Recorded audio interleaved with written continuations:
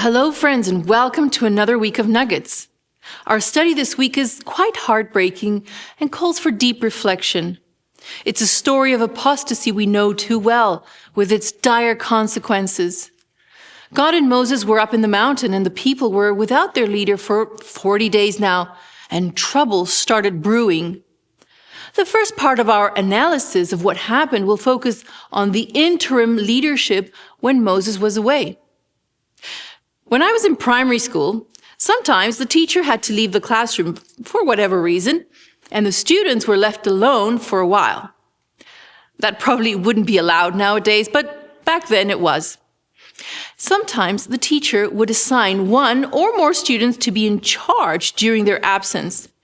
And it was usually someone who was well-behaved and had leadership qualities and was reliable. So being the chosen one was a huge privilege, at least in my eyes. So the student in charge had to make sure everyone did their work and that the noise levels were kept down and that no one misbehaved, because there would be consequences when the teacher got back. We also didn't know when the teacher would be back, but usually we kept on looking through the windows to catch a glimpse of when she would be back. And the students would scramble back to their desks and pretend to be saints when the teacher walked in.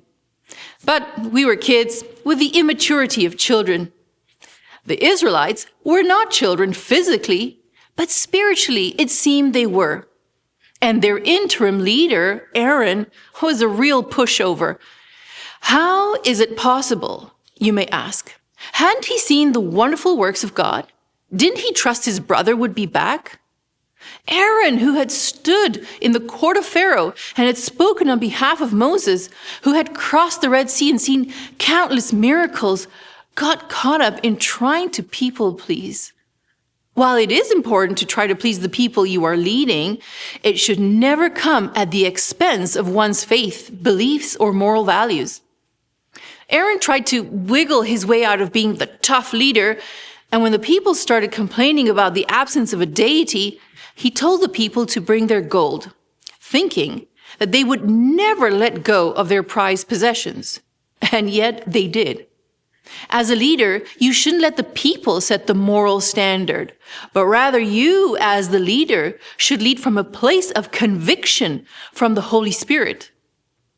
Something similar happened with Pilate. He thought the Jews would never choose to set Barabbas free instead of Jesus, and yet they did. And because he allowed the people to set the moral standard, wanting to please them, went along with it, and then he never recovered from his dirty conscience.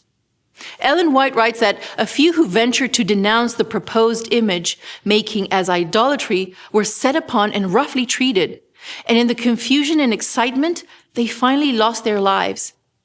Aaron feared for his own safety, and instead of nobly standing up for the honor of God, he yielded to the demands of the multitude. A good leader should never act out of fear, because it never works out well. But instead of just analyzing Aaron's failed leadership, let us mostly look inward and examine our own hearts to see where we have failed and make the right choice the next time we have the opportunity to do so. And with that, we come to the end of our nugget for today. I'll see you tomorrow.